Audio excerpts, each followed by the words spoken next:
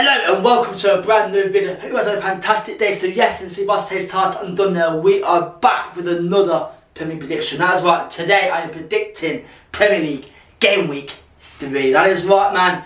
Last game week I got 1 correct score, so the total for the first 2 game weeks is 3 correct scores. So you know what, I'm not too happy about it, but 3 better than none, right? But anyway guys, so today I'll be going through each transfer, going through information about each side, and then giving my prediction at the end of that conversation. So like the video guys, hit like and subscribe if you're not already. Without further ado, let's crack on with my first Premier League Game Week 3 prediction. First up we have Arsenal versus Brighton. That is right, man. Arsenal are 1 out of 4 teams who are still unbeaten this season so far. So yeah, Arsenal beat Aston Villa 2-0. A fairly decent result right there, and they, like I said, they've started the season and I'm sure they'll push on towards the end of the season. They've recently, yesterday, signed Mikel Moreno from Real Sociedad, centre midfielder, about £35 million I think it was. He's a decent player, he's 28 years old, so he's at his peak now, and but fair enough though, it's a decent signing, so he will definitely strengthen that Arsenal midfield. They're up against Brighton guys, who have also played 2 and won 2. They beat Man United 2-1. Danny Welbeck against his old team, he scored his 100th career goal. So what a way to do it right now, what a way. So yeah, so Brighton guys are on a massive confidence boost right now. They're unreal, man. Their new manager has settled in to Premier League life in style. So you know what though, this game will be quite an exciting game, but with both teams and the way Brighton are right now, I just can't see these teams getting a win.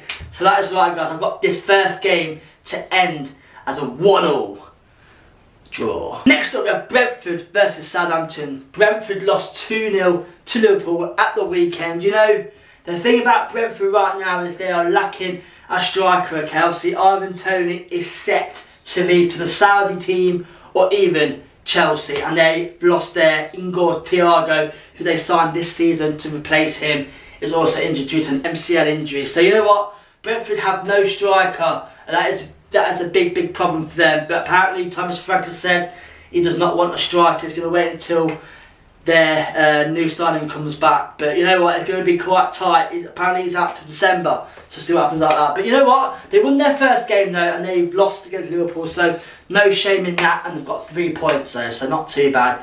They're up against Southampton, okay, who have lost 2 games out of 2, sit bottom of the league. Yeah, again, it's been quite a tough start to Southampton's Premier League return.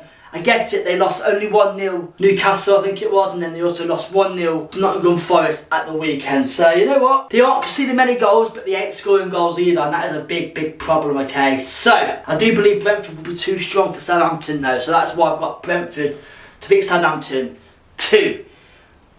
Next up we have Everton versus Bournemouth. Everton, man, have had a difficult start to the Premier League season, okay.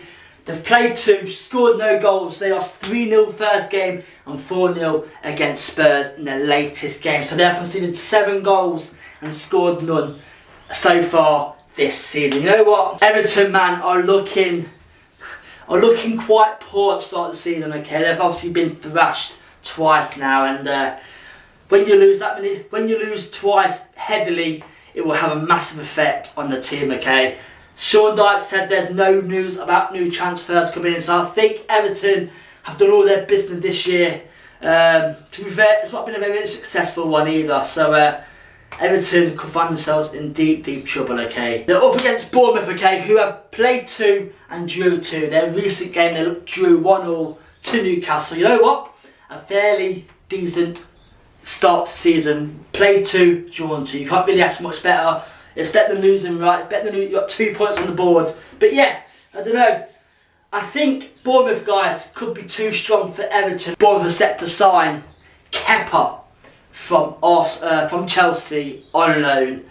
Yeah, so if they get him, it's a pretty good signing right there, okay. They are lacking a few strikers, but we'll see what happens. I do believe Bournemouth will be too strong for Everton though, so that's why I've got Bournemouth to beat Everton 2-1. Next we have Ipswich versus Fulham. Ipswich lost 4-1 to Man City at the weekend. You know what? Yeah, you know, they lost 4-1, but it's against the champions of England, Man City, and they did score first, which was a shock. So fair play to them to try and put pressure on Man City, okay? They've signed Jack Clark from Sunderland, a very highly rated winger. So you know what? Ipswich have done some massive business this transfer window. So you can't really complain. But yeah, so they've lost 2 out of 2. And not a great start to Premier League life. But you know what? Once the team settles down, I'm sure they'll be okay, because Ipswich are definitely fighters, and that is what you can ask for in a Premier League season. They're up against Fulham, who beat Leicester, my boys, 2-1, okay. Yeah, Iwobi, man, what a player, by the way. He's so underrated. Iwobi, so underrated. What a fantastic player. But yeah, you know, that game looked like it might be a draw, but they obviously got Leicester on the counter-attack, and yeah, got their reward. To be fair, they were the better side, so they deserved to win that game. Smith Rowe got off the mark, and you know what, he's going to be a big player for them. I do have Fulham though, guys, to beat Ipswich Town, and Fulham to beat Ipswich 2-1. Next up is my boys Leicester City versus Aston Villa, okay. So yeah, not a great start to Steve Cooper's Premier League return. They drew the first game against Spurs and lost 2-1 to Fulham. You know what? Both games haven't really been fantastic performances, but they have Premier League experience, and I think they'll be okay, Leicester. But they're in talks right now. They're literally set to sign a guy called El Khanous from Genk. £25 million. That is a club record. Attacking midfielder, highly rated attacking midfielder. £25 million, club record fee. What a player, by the way. So if they get him in before this game against Aston Villa, the East Midlands derby clash, then it will be a massive boost for them right there. Okay, so yeah, we'll see what happens. Villa lost 2-0 to Arsenal. Okay, I don't think Villa will be doing any more business towards the end of the transfer window now. It's closes on Friday. So, but they won the first game and lost to Arsenal, so you can't really complain about that. But I think Villa might be a little bit too strong for Leicester. Okay, so that's why I've gone for Villa win against an East Midlands derby, man. No way. Anyway, I've got Villa to beat Leicester 3-1. That one did hurt a bit. Next we have Nottingham Forest versus Wolves. Okay, Nottingham Forest have had a fantastic start to the season, won 1 and drew 1, and you know what, that's a pretty good Premier League start to the season. Okay, they boost them going into this game because Wolves lost 6-2 to Chelsea. Okay, they've had a horrible start to the Premier League season. I said to you at the start of the season, Wolves might find it hard this year due to losing all their key players. Pedro Neto, Max Kilman and stuff like that. 2 big stars, okay, and damn, they lost 6-2 to Chelsea. What a game, by the way. But yeah, Wolves have lost 2 right now on the bounce, and I don't know, man. Wolves could be in danger this year. But because obviously the way Wolves are now, I do have this game as another Forest win. That's why I got Forest to beat Wolves 2-0. Next up we have West Ham versus Man City. West Ham beat Palace 2-0. A fairly decent result for them from their first game to losing to Arsenal. So you know what? They've got 3 points on the board. Jared Bowen is such an underrated player, and he could be used for them this year because he obviously is captain now, and that will give him some massive boost. I don't think they're in talks now to sign anyone until the transfer window closes. They've done all their business. Fulham, Somerville, Wan-Bissaka, some good signings right there. So I think West Ham will be safe this year. They're up against Man City. Okay, it took Haaland 2 game weeks to get his first hat-trick of the season. Okay, what a player, man. Yeah, De Bruyne had a fantastic game. That shot he had where it hit the crossbar, it flew. But anyway, yeah, Man City are up and running. Haaland with his first hat-trick in the first 2 games. That is why he's the best striker in the world right now. So I do think Man City will be too good for West Ham, so that's why I've got Man City to beat West Ham 3-1. Next we have Chelsea versus Crystal Palace, a London derby, okay. Chelsea beat Wolves 6-2. Madueke with a fantastic hat-trick, okay. Palmer with 3 assists and 1 goal as well. So you know what? I watched the highlights of that game and they did play pretty well. So maybe now they've got playing to the way they want to with under Enzo Maresca. But fantastic win for them right there. Madueke could have a massive season, okay. Personally, I think Enzo's treating Sterling a little bit disrespectful, okay. Sterling's a fantastic player. Honestly, he's one of the best in the league, okay. He's such a fantastic player, and I think the way he's been treated at Chelsea is not great, is it? But anyway, like I said, they've got too many players to choose from, and it's starting to show because obviously the manager cannot decide who he wants. They're up against Crystal Palace, who have had a difficult start to the Premier League season. 2 losses on the bounce, okay. Lost 2-0 to West Ham.